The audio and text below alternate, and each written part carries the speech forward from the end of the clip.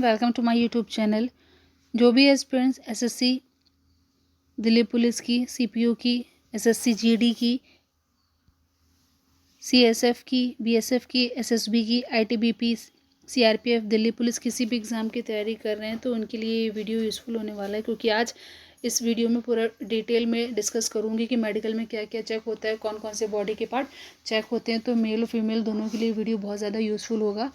जो भी इस वीडियो को पहली बार देख रहा है, मेरे चैनल को पहली बार देख रहा है, मैं ये बोलूँगी कि चैनल को सब्सक्राइब कर लीजिए, क्योंकि आपको यहाँ पे बहुत सारी फर्दर डिटेल्स मिलेंगी जो कि अलग अलग कॉम्पिटिशन एग्ज़ाम के लिए बहुत इम्पॉर्टेंट होती है। तो आप कोई भी प्रिपरेशन कर रहे हो, दिल्ली पुलिस की, सीआईएसएफ की, बीएसएफ की, सीपीओ की, कुछ चीज़ें होती हैं जो आप लोगों को मेडिकल से पहले ध्यान देने वाली होती है, यहाँ पर मैं डिस्कस करूँगी। तो सबसे पहले मैं बता दूँ कि जब आप वहाँ पर मेडिकल के लिए जाना तो आपको अपनी बॉडी में क्या क्या चीज़ें हैं जो पहले देख लेनी है, समझ लेनी है, क्या क्या चीज़ें साफ करके जानी है, जिससे कि आप वहाँ पे मेडिकल में अनफिट ना हो। तो यहाँ पर मैं बताना चाहूँगी कि सबसे पहले जब आप वहाँ पर जाओगे तो आपका ब्लड टेस्ट भी होगा, जिसमें आपका शुगर और ब्लड में कोई इन्फेक्शन है या नहीं, ये सारी चीज़ें मेज़र की जाएंगी। कहीं आपको कोई प्रॉब्लम तो नहीं है, किसी भी प्रकार का इन्फेक्शन तो नहीं है, और आपका शुगर क्या है, क्योंकि वहाँ पर ब्लड प्रेशर भी नापा जाएगा और शुगर लेवल भी मेज़र किया जाता है।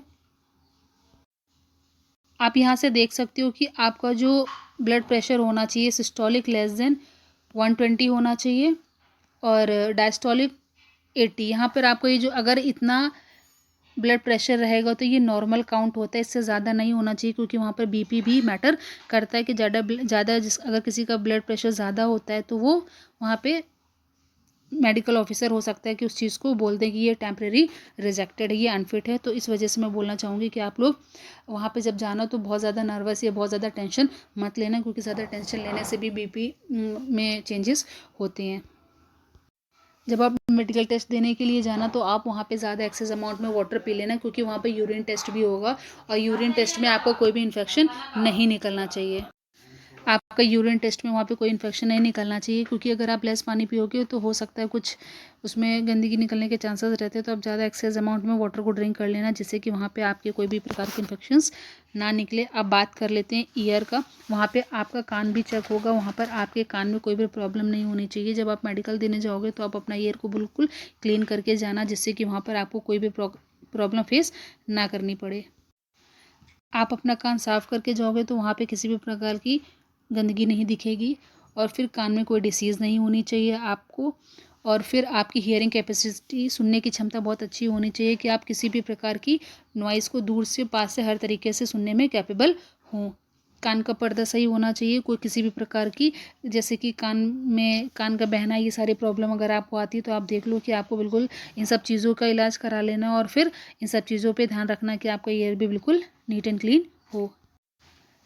वहाँ पर ड्रॉपिंग शोल्डर्स नहीं होने चाहिए, जैसे बहुत सारे एस्पिरेंट्स का एक शोल्डर थोड़ा ऊपर और एक थोड़ा नीचे होता है, तो उसमें चेंजेस नहीं होने चाहिए, क्योंकि वहाँ पर अगर ऐसा होता है तो रिजेक्ट कर देते हैं। आपके दोनों शोल्डर्स जो होते हैं वो दोनों इक्वल होने चाहिए, एक बराबर होने चाहिए। अगर किसी का हल्का फुल्का नीचे ऊपर है तो वो मेडिकल ऑफिसर पर डिपेंड करता है कि वो क्या डिसीजन लेते हैं, और टेम्प्रेरी रिजेक्ट करते हैं या नहीं करते हैं, या फिर अनफिट कर देते हैं। लेकिन यहाँ पर आप लोग ये सब चीज़ें ध्यान देना कि आपके चेस्ट और शोल्डर में जो चीज़ें मेन वहाँ पर दी जाती हैं, स्पेशली मेल्स, एक्सपेंडेड अनएक्सपेंडेड, ये सारी चीज़ें वहाँ पर आप ध्यान देंगे कि आपका जो चेस्ट होना चाहिए वो एक प्रॉपर शेप, प्रॉपर नॉर्मल होना चाहिए।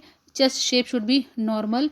चेस्ट आपका उभरा हुआ नहीं होना चाहिए, इस तरीके से बिल्कुल नॉर्मल होना चाहिए। अगर आपके चेस्ट में इस तरीके से अगर कोई उबरापन होगा तो वहाँ पर हो सकता है आपको रिजेक्ट कर दिया जाए, इसलिए आपका जो चेस्ट होता है वो बिल्कुल सही होना चाहिए। आपके शोल्डर्स झुके हुए ज़्यादा ना हो, अगर ऐसे हैं तो आप एक्सरसाइज कर लो, जिससे कि वो बिल्कुल स्ट्रेट और फिजिकली फिट रहना है आपको, क्योंकि वहाँ पर बॉयज़ का वहाँ पर एक्सपेंडेड और अनएक्सपेंडेड चेस्ट भी देखा जाता है कि कितना एक्सपेंड करने पे, जैसे मान लो 77 सेंटीमीटर अनएक्सपेंडेड है तो 82 अप्रॉक्सीमेटली आपको वहाँ पे एक्सपेंड होने के बाद मांगा जाता है, क्योंकि अगर 77 सेंटीमीटर मांगा गया है आपका चेस्ट तो एक्सपेंड 5 सेंटीमीटर होना चाहिए, नहीं तो फिर आपको वहाँ पर निकाल दिया जाएगा। अगर किसी के 6 फिंगर हैं, इस तरीके से किसी भी एक हैंड में अगर एक्स्ट्रा फिंगर है या दोनों हैंड में, तो वहाँ पर ये चीज़ अलाउड नहीं होती कि अगर आपके हैंड या लेग्स में अगर 6 फिंगर्स है तो ये चीज़ वहाँ पर अलाउड नहीं है। तो अगर किसी की ये फिंगर्स हैं तो आप देख लीजिए कि आपके पास ऐसी फिंगर्स नहीं होनी चाहिए। 6 फिंगर्स अगर हैं तो वो बाय बर्थ है, तो इसमें कोई कुछ नहीं कर सकता, बट अगर ऐसी फिंगर्स हैं आपके पास या आपके हाथों में तो आप अनफिट हो जाएंगे।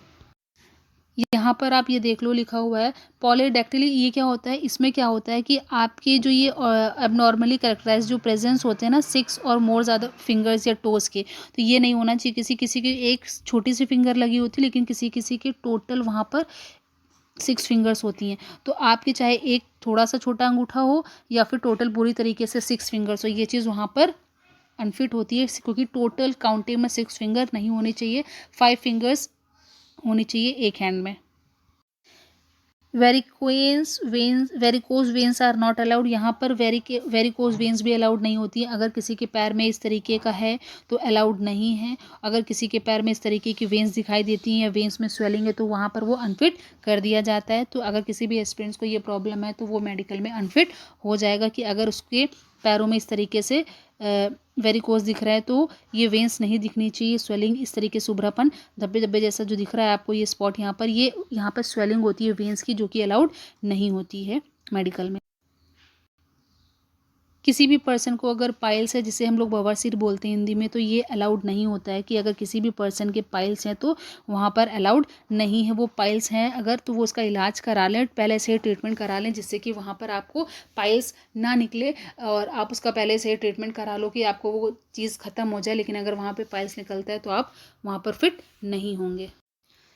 आपके बॉडी में किसी भी प्रकार का स्किन प्रॉब्लम नहीं होना चाहिए, चाहे आप एसएससी जीडी का दो, सीआरपीएफ का दो, सीएसएफ का दो, वहाँ पर आपकी बॉडी में स्किन की कोई प्रॉब्लम नहीं होनी चाहिए। इस तरीके से भी आपका वाइट अगर स्पॉट है तो वहाँ पर ना हो।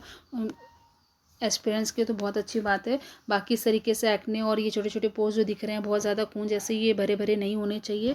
और वहाँ पर आपके हैंड्स में इस तरीके से होने चाहिए। आप यहाँ पर देख लीजिए जिसमें ये टिक लगा हुआ है, इस तरीके से आपके हैंड होने चाहिए, ना कि इस तरीके से। तो ये सारी चीज़ें देख लो, क्योंकि वहाँ पर आपके हाथ खोल कर देखा जाएगा। इस तरीके से अगर आपकी फिंगर में गैपिंग है या किसी की उंगली जैसे कभी बचपन में कट गई है या थंब टूट गया या फिंगर्स टूट गई हैं, हाफ फिंगर्स है, तो वो वहाँ पर अनफिट कर दिए जाएंगे। आपके पूरी तरीके से पूरी फिंगर्स इस तरीके से होनी चाहिए। अगर इस तरीके से ज़्यादा गैपिंग है या फिर अगर छोटी बड़ी फिंगर्स आ रही है, कटी फिंगर है, तो वो वहाँ पर अनफिट कर दिया जाएगा। आपके प्रॉपर थंब और 4 फिंगर्स होनी चाहिए।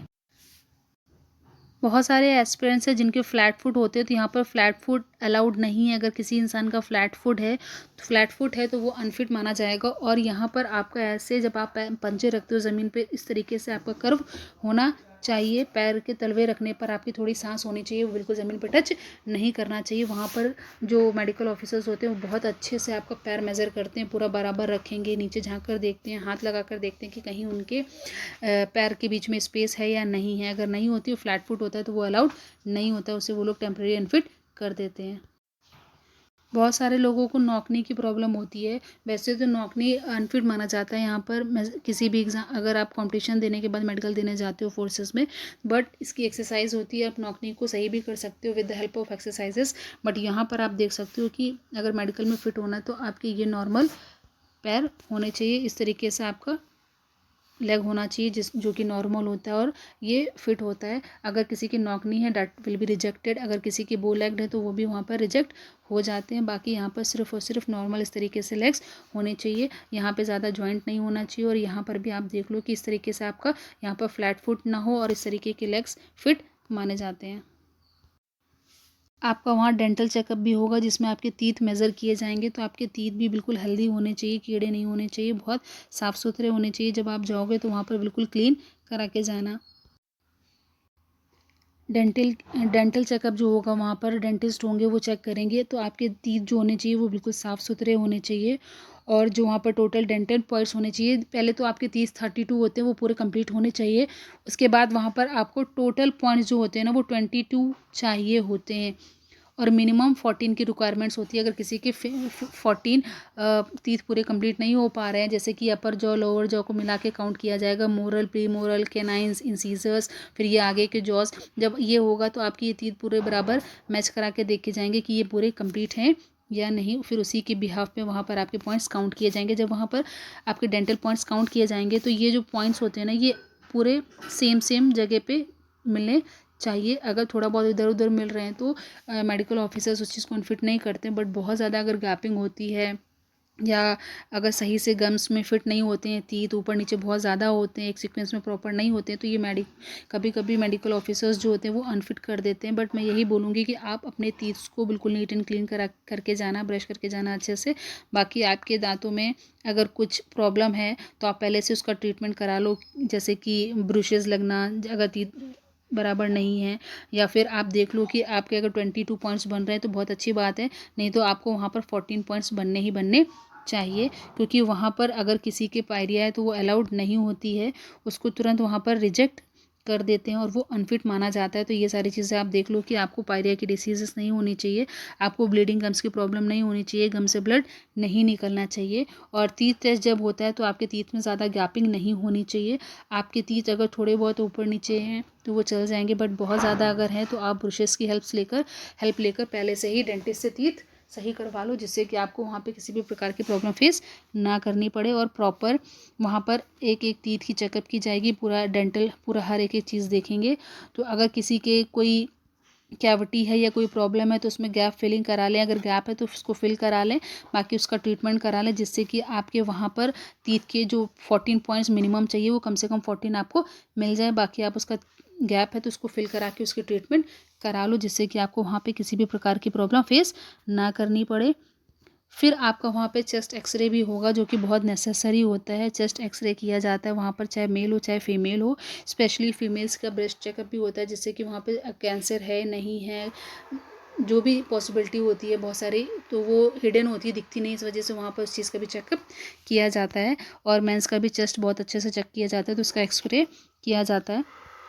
अब यहाँ पे बात करते हैं कि हैंड्स, जब हैंड्स होते हैं ना वहाँ पर, तो वहाँ पर आपके हैंड्स में कोई एंगल टिल्टेड एंगल नहीं होना चाहिए। मतलब कि आपके हाथ जब वहाँ पर सीधे कराए जाएंगे, वहाँ पर जब आपके हाथ सीधे कराए जाएंगे तो ये चीज़ें आपकी ज़्यादा निकली नहीं होनी चाहिए। कि जो पॉइंट्स आपको यहाँ पर मैं ये इमेज दिखा रही हूँ, इसमें से आप देख सकते हो कि जब आपके हाथ स्ट्रेट कराए जाएंगे तो आपके यहाँ पर ये चीज़ें आउटर यहाँ बाहर की तरफ नहीं निकले होने चाहिए। अगर ये बाहर की तरफ इधर साइड निकले होंगे तो वो अनफिट कर दिया जाएगा। आपके ज्वाइंट करने पर ये हैंड्स बिल्कुल प्रॉपर इस तरीके से स्ट्रेट होने चाहिए। आपको ऐसे फोल्ड करा के हाथ देखेंगे वो पूरी तरीके से यहाँ पे बिल्कुल सही से फोल्ड होने चाहिए। आप फिस्ट वहाँ पर बंद करवा कर देखते हैं, आपके पूरे थम्स फिंगर सही से बंद होने चाहिए मुट्ठी पे। तो ये सारी चीज़ें देख लो कि अगर किसी के हैंड्स जैसे कि थोड़ी थोड़ी अगर एल्बो बाहर निकली है, बाहर की तरफ निकली है, तो वो वहाँ पर फिट नहीं मानी जाएगी। आपके यहाँ से ये हैंड्स टेढ़े नहीं होने चाहिए, बिल्कुल स्ट्रेट होने चाहिए। जब वहाँ पर करवाएंगे तो वो बिल्कुल स्ट्रेट ही मेज़र किए जाएंगे। आपके फिंगर्स और आपके एल्बोज, हैंड्स, फिस्ट, ये सारी चीज़ें बहुत सही होनी चाहिए, तभी आप फिजिकल में फिट होंगे। नहीं तो यहाँ पे हैंड्स की वजह से भी बहुत सारे लोगों को निकाल दिया जाता है। आपका जब टीथ चेकअप होगा तो वो पूरा अपना एक उनके पास मिरर होता है, उससे पूरा वो चेकअप करते हैं। मेल या फीमेल हो, सबके पूरी तरीके से चेक होते हैं। यहाँ पर आप देख सकते हो, ये चार्ट देख सकते हो कि किस हिसाब से आपके जॉ काउंट होंगे, क्योंकि टोटल 32 टीथ होते हैं, जो कि 16 ऊपर जॉ में होते हैं और 16 नीचे जॉ में होते हैं। तो मतलब टोटल कितने हो गए? 32। यहाँ पर आपके पॉइंट्स गिने जाते हैं कि स्टार्टिंग 4 टीथ के 1 पॉइंट्स होते हैं, इधर 1 पॉइंट्स होते हैं, लेकिन मोरल प्रीमोरल के आपको 2 पॉइंट्स मिलते हैं। अगर इस पर्टिकुलर टीथ का अगर आपको वीडियो चाहिए डिटेल तो आप कमेंट कर देना, मैं उसका वीडियो भी आप लोगों को प्रोवाइड कर दूँगी। बाकी फीमेल्स का एक अलग पर्टिकुलर वीडियो भी बनाऊँगी, तो जो भी फीमेल्स ये वीडियो देख रही है मैं उनसे रिक्वेस्ट करूँगी चैनल को सब्सक्राइब कर लें, जिससे कि जब मैं पूरा एक डिटेल वीडियो प्रोवाइड करूं, जो कि मैंने एक्सपीरियंस किया है कि किस तरीके से वहाँ पर मेडिकल टेस्ट होता है, तो मैं आपको शेयर कर सकूं, जिससे कि आप लोग सारी जानकारी पहले से ही ले सको। तो आप चैनल को सब्सक्राइब कर लीजिएगा, वीडियो को लाइक कर दीजिएगा, जिससे कि आपको और भी फर्दर अपडेट्स मिलती रहे। नोट्स टेस्ट भी होता है एसएससी जीडी का। अगर जिन्हें एक्सपीरियंस मेडिकल दिया होगा उन्होंने देखा होगा कि वहाँ पे नोज टेस्ट भी होता है। नोज में आपका जो बोन होता है वो मुड़ा हुआ नहीं होना चाहिए, टेढ़ा नहीं होना चाहिए, इस तरीके से नहीं होना चाहिए, क्योंकि बहुत सारे मेडिकल ऑफिसर्स हैं जो इस चीज़ को अनफिट कर देते हैं। तो वहाँ पे डेविएटेड सेप्टम अलाउड नहीं है। बहुत सारे मेडिकल ऑफिसर्स होते हैं जो बोल देते हैं कि ठीक है आपको टाइम मिल रहा है, बट बहुत सारे ऐसे मेडिकल ऑफिसर्स भी होते हैं जो तुरंत रिजेक्ट कर देते हैं। और ये अगर किसी को प्रॉब्लम है बोन साइनस की या फिर नोज़ में प्रॉब्लम है, अगर उसे साइनस की या नोज़ में कोई भी प्रॉब्लम है या नोज़ में बोन टेढ़ी है तो वो पहले ही उसका डीएनए सर्जरी करा ले, जिससे कि वो ट्रीटमेंट ले सके, तो मेडिकल में से कोई प्रॉब्लम ना हो। क्योंकि यहाँ पर नोज़ टेस्ट भी होती है। आप ये मान लीजिए आपका इंटरनल पार्ट हो या एक्सटर्नल पार्ट हो, आपकी हर एक एक चीज़ वहाँ पर चेक की जाती है मेडिकल में। कुछ सर्जरीज़ होती हैं जैसे कि नोज़ सर्जरी, बाकी इंटरनल अगर किसी ने कोई सर्जरी करा रखी है, कोई ऑपरेशन करा रखा है। आइज़ सर्जरी यहाँ पे अलाउड नहीं है। किसी ने अगर आइज़ की सर्जरी करा रखी तो यहाँ पर अलाउड नहीं है। लेकिन बहुत सारे एस्पिरेंट्स का क्वेश्चंस रहता है कि मेरे स्पेक्टिकल्स लगे हुए हैं तो क्या ग्लासेस वहाँ पर अलाउड हैं कि नहीं है। तो यहाँ पर आप चाहे किसी भी फोर्स का दो, स्पेक्टिकल्स अलाउड नहीं होते हैं। तो लेकिन इसकी कुछ कंडीशन है, वो भी मैं बताऊंगी कि अगर किसी के स्पेक्टिकल लगे हुए हैं तो उसका क्या सलूशन है। तो सबसे पहले जिसके स्पेक्टिकल्स लगे हैं तो वो परेशान नहीं हो, लेकिन इसकी कुछ कंडीशंस है जो कि डिपेंड करेगा आपके मेडिकल फिट होने और ना होने पे। तो ये चीज़ आप डिटेल देख लीजिएगा, क्योंकि इसमें आपको आई से रिलेटेड चीज़ें क्लियर हो जाएंगी कि क्या चीज़ें हैं क्या नहीं हैं। तो सबसे पहले यहाँ पर आपकी स्क्वेंट आई नहीं होनी चाहिए, रतौंधी या फिर जिसको रात में नहीं दिखता है, या फिर इस तरीके से जो आप इमेज में देख रहे हो इस तरीके से स्क्वेंट आई अलाउड बिल्कुल भी नहीं है। और आई साइड जो होता है ना, जैसे लेफ्ट हैंड वाले जो होते हैं उनकी लेफ़्ट आई बेटर होती है और राइट हैंड वालों की राइट आई बेटर होती है। तो यहाँ पर आपकी बेटर आई और वर्स आई के लिए जो आई साइट चाहिए, विजन साइट चाहिए, वो होना चाहिए 6/6। बेटर आई के लिए होना चाहिए एक तरफ और दूसरी आंख का 6/9 होना चाहिए। यहाँ पे सबसे बड़ा क्वेश्चन आता है कि जिन लोगों के स्पेक्टिकल्स लगें क्या उन्हें मेडिकल में अनफिट कर दिया जाएगा।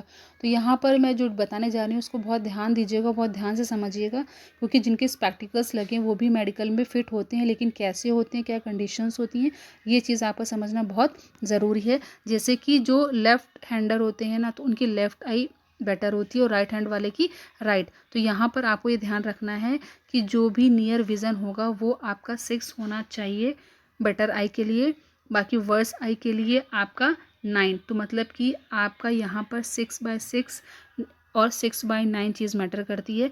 बेटर आई के लिए आपका नियर विज़न और डिस्टेंट विज़न जो होता है वो 6/6 होना चाहिए। वर्स आई के लिए आपका जो होता है ना, अब मतलब ये जो बता रही हूँ ना मैं, ये बहुत रियल है कि 6/6 और 6/9 आपका विज़न होना चाहिए। नियर विज़न आपका 6 होना चाहिए बेटर आई का, और वर्स आई का 9 होना चाहिए। डिस्टेंस विज़न का बेटर आई का 6 होना चाहिए और वर्स आई का 6/9। तो ये चीज़ें आप ध्यान दे दो कि अनकरेक्टेड विजुअल एक्वेटी डिस्टेंट विजन जो है 6/6 और वर्स आई का 6/9। तो अगर किसी के चश्मा लगा हुआ है और अगर उसका इतना विज़न आ रहा है तो वो फिट हो जाएगा। वहाँ पर जो मेडिकल ऑफिसर्स होते हैं उसको रिजेक्ट नहीं करते, अनफिट नहीं करते हैं कि चश्मा लगा लेकिन फिर भी इतना आना चाहिए। अब यहाँ पर आप कलर विज़न देख लो कि अगर आपका ये कलर विज़न है CP 3 तो आप फिट हो, क्योंकि वहाँ पर कलर विज़न भी देखा जाता है, कलर ब्लाइंडनेस है या नहीं, ये सारी चीज़ें वहाँ पर देखी जाती हैं। आपको इस तरीके से वहाँ पर दिखाया जाएगा और वो पॉइंट आउट करेंगे कि आप हमें बताइए कि यहाँ पर क्या लिखा हुआ है, जिससे कि वो पहचानना चाहेंगे कि आपके कलर ब्लाइंडनेस तो नहीं है, आप कलर विज़न कर पा रहे हो या नहीं। इस तरीके से वहाँ पर आपको चार्ट दिखाया जाएगा और फिर जिस चीज़ में वो पॉइंट करेंगे वो डिजिट आपको यहाँ पर देखकर बतानी होगी, जिससे कि श्योरिटी हो जाएगी कि आपको कलर ब्लाइंडनेस या कलर विज़न आपका सही है। बाकी एक तरफ की आपकी एक बार आँख बंद कराई जाएगी और दूसरी तरफ की एक बार बंद कराई जाएगी। मतलब कि अगर आपकी पहले राइट हैंड साइड वाली आंख बंद कराई गई तो यहाँ से आपको कुछ लेटर्स पढ़ाए जाएंगे जो वो पूछेंगे कि ये बताइए ये क्या लिखा हुआ है, ये क्या लिखा हुआ है, ये क्या लिखा हुआ है। यहाँ से आप लोगों को जिसमें भी वो पॉइंट आउट करेंगे आपको वो लेटर बताना होगा एक आंख से। बाकी फिर दूसरी आंख से भी ऐसे पूछेंगे, मतलब एक बार में एक आंख बंद कराएंगे इस तरीके से और फिर आपको वहाँ पर पूछा जाएगा। तो इस तरीके से जैसे यहाँ पे ये आप इमेज देख सकते हो कि एक बार पहले एक आंख बंद करने के बाद आप जब एक आंख बंद करोगे तो जो वो लेटर पूछेंगे आपको वो बताना पड़ेगा। उसके बाद जब उससे बता लोगे तो फिर आपकी दूसरी आंख बंद कराकर आपको फिर से वहाँ पर लेटर्स ये वाले पूछे जाएंगे कि आप किस तरीके से वहाँ पर देख पा रहे हो कि नहीं देख पा रहे हो, पास से देख पा रहे हो, दूर से देख पा रहे हो। इस तरीके से वहाँ पर उल्टे सीधे हर प्रकार के लेटर्स वहाँ पर आपको शो किए जाएंगे। लेटर्स से नंबर्स फिर आपको रिकॉग्नाइज करके पहचान कर उनको बताना होगा। अगर बता ले जाते हो तो आप फिट हो जाओगे कि हाँ आपकी आँखें बिल्कुल सही हैं और नियर और डिस्टेंस विजन दोनों आपका सही है कि आप पास और दूर दोनों का देख पा रहे हो। इंटरनल बॉडी के पार्ट भी चेक होते हैं। तो यहाँ पर हार्ट आपका चेक होता है, हार्ट बीट चेक होती है, हार्ट में कोई प्रॉब्लम तो नहीं, हार्ट में छेद तो नहीं, ये सारी चीज़ें वहाँ पर चेक करी जाती है। लेकिन उसके साथ साथ एक हर्निया टेस्ट भी होता है, स्पेशली एसएससी जीडी और बाकी में होता है, जिसमें आपका इस तरीके से आप देख रहे हो कि आपका ये जो पार्ट होता है, यहाँ पर आपके पार्ट में ये जो आप यहाँ पे देख रहे हो, इस तरीके के यहाँ पार्ट में स्वेलिंग आ जाती है, जिसे हर्निया बोला जाता है। मीन्स इसके लक्षण होते हैं कि यहाँ पे पेन होता है और ये मतलब उभरापना यहाँ पर आ जाता है। तो आप यहाँ पे एक और आपको इमेज दिखाती हूँ, जिससे आपको क्लियर हो जाएगा कि कैसे आता है यहाँ पे स्वेलिंग। आप ये देखो, जैसे कि हर्निया डिसीजेज जो जिनको होती है ना, उसमें यहाँ पे जो स्मॉल इंटेस्टाइन होता है ना, वो थोड़ा फैटी हो जाता है, और जो एब्डोमिनल वॉल होती है वो अंदर होती है, जो वो हर्निया में कुछ हिस्सा जो होता है वो थोड़ा उसका बाहर की तरफ निकल आता है, जो कि वहाँ पर मेडिकल में अनफिट कर दिया जाता है। तो वहाँ पर हर्निया बिल्कुल भी एक्सेप्टेबल नहीं है। जिसको भी हर्निया की प्रॉब्लम होती है वो वहाँ पर अलाउ नहीं किया जाता और उसको ऑफिसर्स अनफिट कर देते हैं। अगर किसी को ये हर्निया की प्रॉब्लम है तो आप अपना ट्रीटमेंट करा लो, जिससे कि आप जब मेडिकल पे जाओ या किसी भी एग्ज़ाम की अगर प्रिपरेशन कर रहे हो तो उसकी प्रॉब्लम आपको ना हो। क्योंकि यहाँ पर हर्निया में क्या होता है, पेट की मसल्स कमज़ोर हो जाती हैं और मांसपेशियाँ या उत्तक में छेद के मध्य से कोई अंग जो होता है वो उभर कर बाहर की तरफ आने लगता है, और इसे ही हर्निया कहते हैं।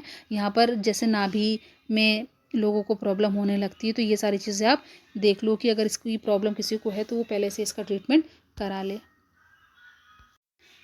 चाहे मेल हो या फीमेल हो, जब आप मेडिकल देने जाना तो आप पहले तो अपनी पूरी बॉडी को नीट एंड क्लीन रख कर ही जाना, अपनी बॉडी बिल्कुल साफ़ सुथरी कर लेना, तभी आप मेडिकल पे जाना, क्योंकि वहाँ पर आपकी हर एक एक हिस्सा देखा जाएगा। मेल्स का main part private part check होता है, जैसे कि टेस्टिलेसिस, इनके साइज़ देखे जाते हैं कि ये ज़्यादा डिफरेंट ना हो, और इनके जो साइज़ होते हैं वो बिल्कुल सिमिलर होने चाहिए। अगर हल्का सा डिफरेंस है तो मेडिकल ऑफिसर्स उस चीज़ को रिजेक्ट नहीं करते हैं कोई, लेकिन यहाँ पर आपको ये देख लेना कि आपको कोई भी प्राइवेट पार्ट में प्रॉब्लम नहीं होनी चाहिए। इसी तरीके से फीमेल्स का भी वहाँ पर प्राइवेट पार्ट चेक होता है, और वहाँ पर जो भी प्रेग्नेंट लेडी होती है उनको टाइम पीरियड दे दिया जाता है कि इसके बाद आप अपना मेडिकल करा सकते हो। तो प्रेगनेंसी में वहाँ पर मेडिकल टेस्ट नहीं लेते हैं वो, क्योंकि उसमें उस समय वो टाइम पीरियड दे देते हैं कि इस समय बाद आपको यहाँ पर आकर मेडिकल अपना कराना होगा, वो सीट उनके लिए वहाँ पर रिजर्व रहती है। कोई सर्जरी करा रखी है तो यहाँ से आप इसका स्क्रीनशॉट ले लो, उसको डीपली पढ़ सकते हो कि अगर आपकी जैसे बॉडी में कोई स्वेलिंग है या डीएनएस की अगर आपने कोई सर्जरी कराई थी तो मेडिकल से पहले उसका कम से कम 1 मंथ का गैप हो चुका हो। बाकी अगर किसी ने हाइड्रोसेल की कराई थी सर्जरी तो उसमें कम से कम 3 मंथ्स, यहाँ पर आप देख सकते हो कि ये टाइम पीरियड दिया है कि मेडिकल अगर आपने कोई किसी भी प्रकार की सर्जरी कराई है तो इतने टाइम के पहले आपकी सर्जरी हुई होनी चाहिए। क्योंकि यहाँ पे साफ साफ लिखा हुआ ये पॉइंट देख सकते हो, एनी सर्जरी कंडक्टेड बिटवीन, अगर आपका डिटेल्ड मेडिकल एग्जाम और री मेडिकल एग्जाम जब होगा, ठीक है, उस समय अगर या उससे कुछ दिन पहले ही अगर सर्जरी कराई हुई होगी तो हो सकता है वहाँ पे मेडिकल ऑफिसर्स आपको वहाँ से बाहर कर दें। लेकिन आपकी सर्जरी अगर इन मंथ्स के पर्टिकुलर मंथ्स के पहले और पर्टिकुलर सर्जरी अगर इसमें से आपने कोई करा रखी है या कोई ऑपरेशन करा रखा है तो आपको इतना टाइम पीरियड होना चाहिए कि इतने गैप बाद आपका वहाँ पर मेडिकल होगा, नहीं तो अदरवाइज़ वहाँ पर वो एक्सेप्ट नहीं करेंगे और आपको अनफिट बता देंगे कि आप अनफिट हो। तो इस चीज़ का आप ध्यान रखना। बाकी अब टैटू की बात कर लेते हैं, जो कि सबसे ज़्यादा क्वेश्चन आता है आजकल। जैसे टैटू का सबसे ज़्यादा फैशन चल रहा है तो मेनली सभी लोग टैटू का शौक़ रखते हैं और टैटू कराते हैं। तो यहाँ पर आपको टैटू की चीज़ें ध्यान रखनी है कि कहाँ पर आपका टैटू होना चाहिए। जैसे कि यहाँ पर फर्स्ट आप पढ़ सकते हो कंटेंट। कैंडिडेट के अगर हाथ में टैटू है, अगर वो टैटू रिलीजियस सिम्बल्स, फिगर्स या किसी रिलीजियस नेम से रिलेटेड है तो वो अलाउड होगा, जैसे कि इंडियन आर्मी अलाउ करती है। बट पर्टिकुलर कुछ ही टैटूज़ होते हैं जिनका साइज़ बहुत मिनिमल होना चाहिए, वही अलाउ होते हैं। बाकी अगर आपने कोई बहुत फैशन वाला हार्ट ये सब बना रखा है तो वहाँ पर रिजेक्ट भी कर देते हैं मेडिकल ऑफिसर्स। बाकी यहाँ पर किस जगह पे आपका अगर टैटू है तो आप पास कर दिए जाओगे मेडिकल में। तो ये आप देख लीजिए, tattoos marked on traditional sites of the body, like अगर किसी भी फोम आर्म के अंदर, जैसे कि स्पेशली अगर आपके लेफ्ट फोर आर्म में टैटू है कोई, जिससे जो कि नॉन सल्यूटिंग लिम्ब होता है, जिससे आपको सल्यूट नहीं करना है, अगर उस हाथ में है तो आपको अलाउ कर दिया जाएगा। बाकी जिस हाथ से आपको सल्यूट करना है अगर उस हाथ में है तो वहाँ पे आपको अलाउ नहीं किया जाएगा। तो नॉन सल्यूटिंग लिम्ब की तरफ अगर आपके टैटू है तो आपको अलाउ कर दिया जाएगा। बाकी टैटू का पर्टिकुलर साइज़ भी दिया है कि अगर इससे ज़्यादा होगा तो आपको वहाँ पे मेडिकल में वो रिजेक्ट भी कर सकते हैं। अगर टैटू आपके एल्बो या हैंड पे है तो उसका साइज़ सिर्फ और सिर्फ आपके एल्बो और हैंड जो होता है उसके सिर्फ 1/4 पार्ट तक का ही साइज़ होना चाहिए। अगर इससे ग्रेटर हुआ या बड़ा हुआ तो आपको वहाँ पे रिजेक्शंस फेस करने पड़ सकते हैं। तो जो भी एस्पिरेंट्स हैं, आई थिंक आपका टैटू को लेकर यहाँ पे क्लियर हो चुका होगा कि आपको हर तरीके के टैटू अलाउड नहीं है। टैटू में भी रिजेक्शन फेस करना पड़ता है। सिर्फ और सिर्फ रिलीजियस थिंग से रिलेटेड जो टैटू होंगे, सिंबल, फिगर्स, नेम, बस वही अलाउड होंगे। और वो भी आपका एल्बो और हैंड का जो साइज़ होता है उसका 1/4 पार्ट तक ही छोटा सा आपका अगर है तो। बाकी यहाँ पर भी आपको प्रॉब्लम फेस करनी पड़ सकती है। इसलिए मैं यही बोलूँगी जो भी एस्पिरेंट्स है, जो बिगनर्स हैं, वो टैटू बिल्कुल मत बनवाएं। आप अपनी एक बार लाइफ सेटल कर लो, इसके बाद आपको कुछ चीज़ें जो परमिट होती हैं वो आप कर सकते हो। बट अभी रैदर देन ये सारी चीज़ें अवॉइड करो। अभी सिर्फ और सिर्फ फोकस करो अपने सिलेक्शन लेने में, जिससे कि आपको किसी भी प्रकार से फिजिकली या मेडिकल में कोई भी प्रॉब्लम फेस ना करनी पड़े। क्योंकि अच्छा नहीं लगेगा कि आप वहाँ जाओगे और बोल दिया जाए that you are unfit. Okay, so इस चीज़ को ध्यान रखिएगा। जो भी एस्पिरेंट्स ये वीडियो देख रहे हैं, आई होप आपको बहुत पसंद आया होगा, क्योंकि इसमें मैंने आपको बहुत सारी पूरी डिटेल्स मेडिकल से रिलेटेड प्रोवाइड करने की कोशिश की है और ये बहुत बेनिफिशियल होने वाला है। तो जो भी एस्पिरेंट्स ये वीडियो देख रहे हैं, प्लीज़ चैनल को सब्सक्राइब कर लीजिए, जिससे कि और भी फर्दर डिटेल्स मैं प्रोवाइड करूँ तो आपको मिल सके। बाकी अगर आपकी कोई क्वेरी है, कोई भी आपको क्वेश्चन हो तो आप पूछ सकते हो। बाकी आप अपनी प्रिपरेशन अच्छे से करो। आप किसी भी फोर्स में जाओ, वहाँ पर मेडिकल टेस्ट ज़रूर होते हैं और आप फिजिकली फिट रहो। पहले से उस चीज़ को ध्यान रखो, मेडिटेशन करो, एक्सरसाइजेस करो। बाकी अगर आपको कोई query, you can ask me. Please like, share and subscribe my channel for further updates. Thank you for watching.